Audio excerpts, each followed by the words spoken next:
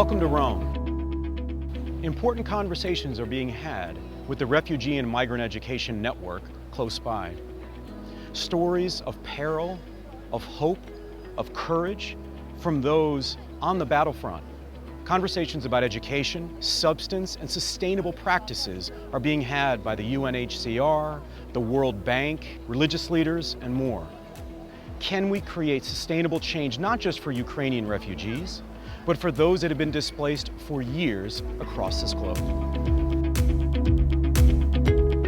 Tony, talk a little bit about the initial conversations that you had when you thought about building what became the RME network, and what that now looks like in reality as we now stand in Rome at the Gregorian University, having conversations not just with NGOs or universities or international organizations, but all three.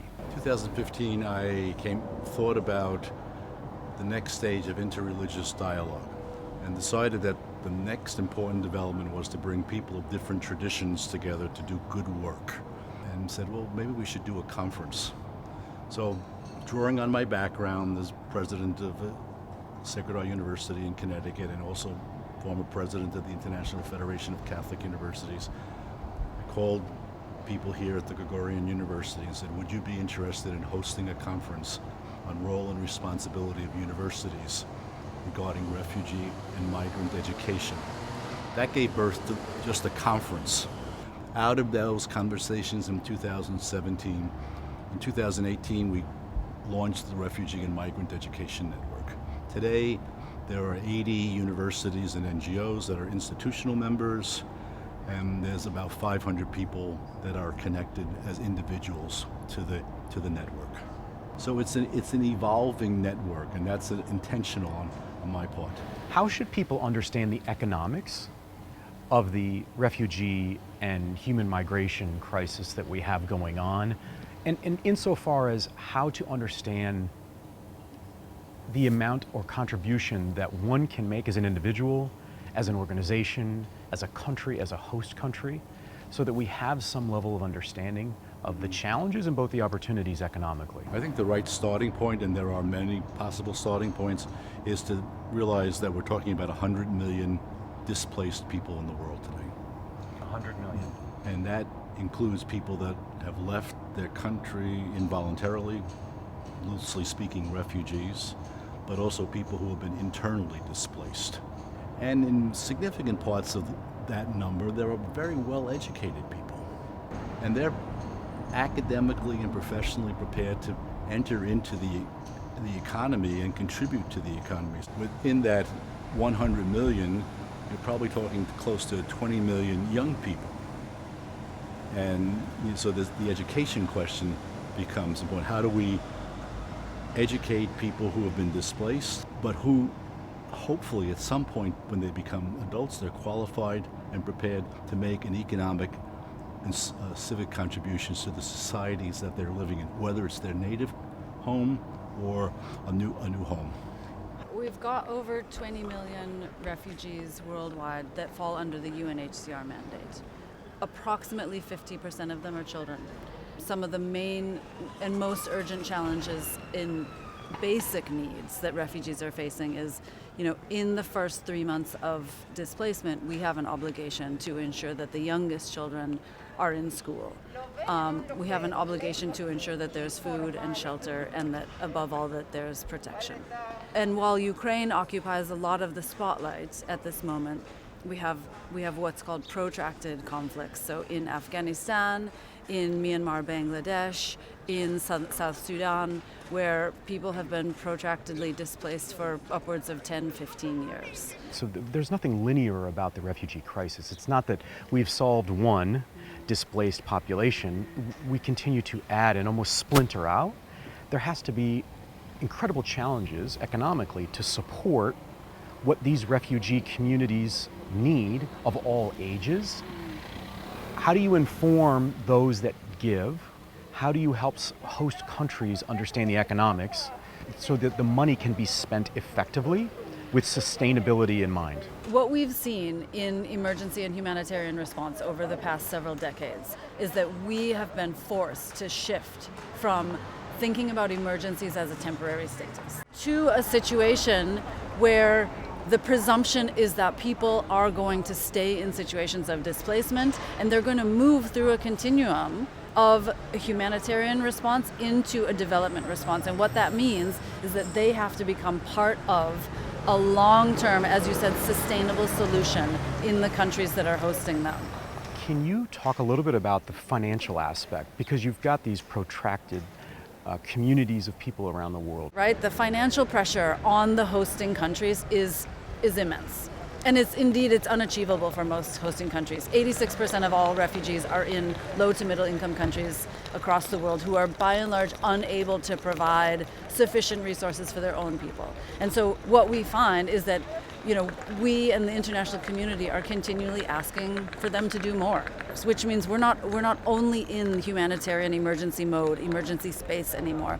We're now built into the Sustainable Development Goals.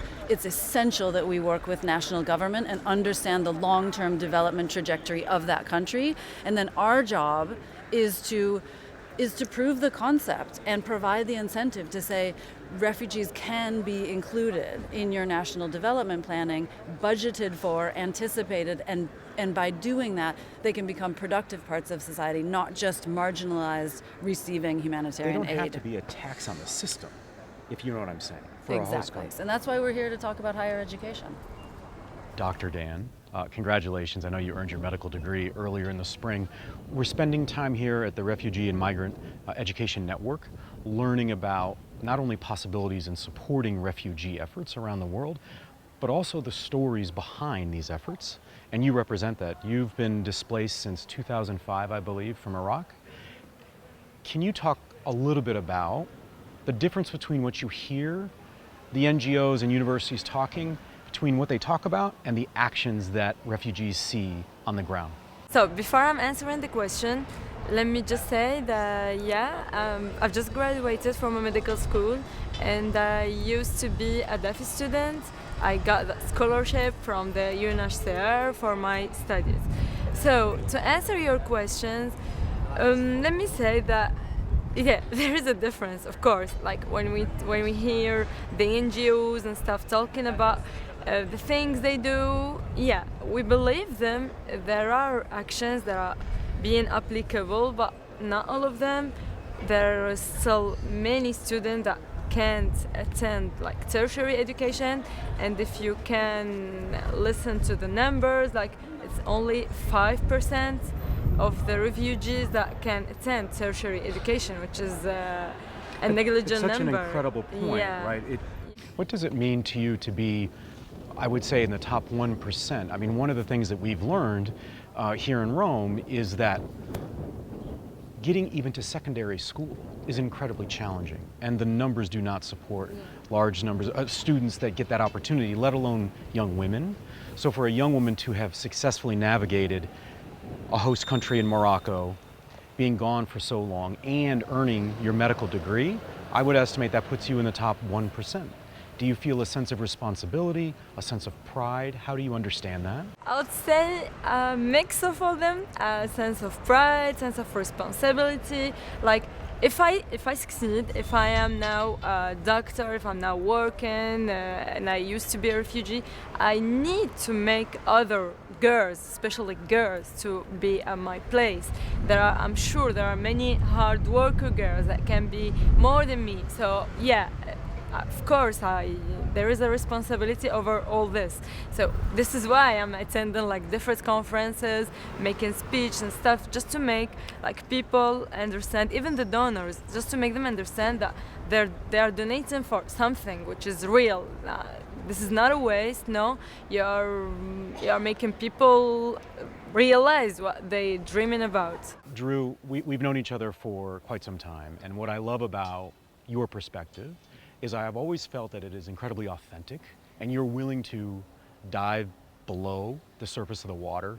What strikes you the most as you sit here with the RME Network, the Refugee and Migrant Education Network? What sits with you in this moment right now? I think what strikes me is that there's certainly a palpable amount of hope and ambition that sits in the room. I think there's also a very there's a very large gap between those hopes and reality sometimes as well. And I think everyone's trying to work and come together to figure out how can we either partner to achieve those ambitions, or how can we at least identify the problems and maybe find a way to align and hopefully solve them. I think in terms of finding a solution, we have to look at a larger structure and structurally address these problems, right? I think if we're looking at higher education and the 500,000 estimated refugees that are out of school that we do need to find places for. 500,000. 500,000, that's an enormous issue, and that's an important issue. We work with early grade literacy, and we look at primary schools. The vast majority of refugees, especially in camp settings, don't even have access to basic quality education. The vast majority cannot read or write a single sentence in a language familiar to them, and that number is closer to 50 million. So we have to decide, it's not who is more important, but how can we align and mobilize so that we can create opportunities for everybody. I'd be remiss if I didn't address the challenges that people in your position must be faced with to not only maintain optimism. Tell me about that balance so that you can continue to make strides without sort of the sense of yourself feeling lost. I think we have to be hopeful, but not at the risk of becoming simply naive or optimistic. And a lot of times we're caught between this world of having to paint a rosy picture, paint a picture of progress, and paint a picture of reality, and help us understand when we get things wrong. You know, one thing I don't see from any organization or any government is what is their failure report every year? Or what is something that they're learning? And that type of report would be a lot more productive for all of us to try to understand and collaborate and connect together to make sure that we're actually accomplishing something. And build off of, absolutely. And that's the bigger question around all of this, right? How do we engage people to accomplish and to do something? And are you willing to know if your thing is working or not? All right, Amy, I want to get your interpretation of what you're hearing and you're seeing here at the Refugee and Migrant Education Network. I think data is powerful, information is powerful, especially where it's coming from, when you have a collection of people and experts like we have here this week in Rome. But I want to understand your perspective from a blended learning, from a technology, when we think about refugees and how we might be able to collapse timelines, shorten learning gaps and opportunity gaps. Great question. There's so much we can do.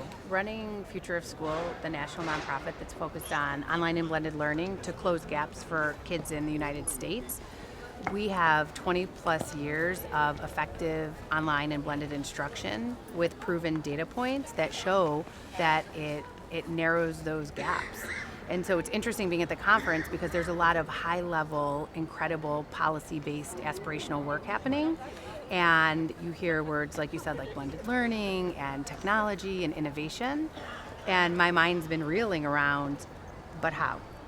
And where else can we use it? And how can organizations like ours, nonprofits, come in and assist? Whether it's at a refugee camp with 100 people, or it's addressing the refugee situation in Ukraine, leaving to nearby countries where they're intending to go back. One thing I find fascinating, and I hope you can tell me that I'm wrong, is that in the Western world, when we think about education technology and implementation, one of the biggest challenges, and it's not that one country is better or worse, but one thing that we've seen is that education will get dumped into a school system, K-12, higher ed, and yet we do it just to almost solve a problem with a Band-Aid, right? We haven't tested, but we've thrown money at it. One thing that struck me this week is hearing that the same thing has happened in refugee environments. I believe the one stat was approximately 80% of the technology that had been there to support Syrian refugees had not been tested at all.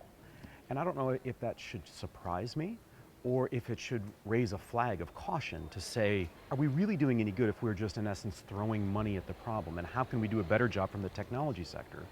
Education now is considered to be a basic need, right, for individuals worldwide. So when we look at food insecurity and lack of housing, access to an education is one of the basic rights on Maslow's hierarchy of needs.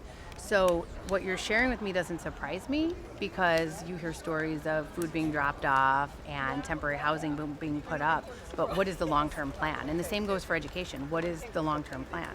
We heard the stat this week that refugees that weren't enrolled in school for 3+ years it was virtually impossible for them to enter back into their education, that they basically were at such high risk of never going back. So having a planned, sustainable program that's personalized for them is critically important just infusing these environments with technology doesn't solve for it. That being said, there's organizations like the World Refugee School, who was one of our partners, and they're a nonprofit, and they've created online and blended programs for refugee camps, both transient and long-term. So they have a blended program that they implemented in Syria that has some really amazing outcomes, and they also have School in a Box for more mobile refugees. And so that's one small example. So I think in addition to seeing the challenges that there are, we're going to see a lot of solutions emerging, and conferences like these allow the opportunity for that kind of partnership. And I've heard it in several sessions. Allegiances, alliances, partnerships, consortiums, we need these. Zaid, you occupy a very unique, I think, position in this discussion with World Refugee School. Talk a little bit about the role that you play and the seat that you have at the table. The idea behind the work that we do is we're trying to solve the education problem for the world's refugee and forcibly displaced communities. After doing a lot of research and looking into what are the basic needs for refugees when it comes to education, we came up with 4 main building blocks. So the first one is basically having the right technology, a technology that is scalable, that is adaptive. The second component is the certification, and to me this is one of the most important pillars, because without having accredited certificates, it is almost impossible for children to pursue their education. The third component is the teacher training program, because you need to have qualified teachers that are able to deliver the education and facilitate the classroom environment for the students. And then finally, you need to have the content, which is very important, the content that you will use to deliver for the children in order for them to achieve whatever they want within their educational tracks. I'm curious, Zaid, as to the blind spots, because there seem to be some common sense measures or challenges that if we don't solve them, it's going to be very hard for these young people to obtain educational experiences that do transfer with them through time. We're thinking about food insecurity, water insecurity, poverty. If we take a parent away from work, how do they get their child to school? Talk a little bit about the blind spot, at least that we need to be aware of, that is most resonating for you. For us, education is a necessity. It is something that needs to be, available for every single individual, no matter what their circumstances are. One of the things that was mentioned was the shift in focus from offering non-formal educational programs into, moving now towards the direction of formal education, because this is the only way that can give refugees hope to pursue higher education and join, these prestigious organizations so that they can continue and advance in their lives and careers.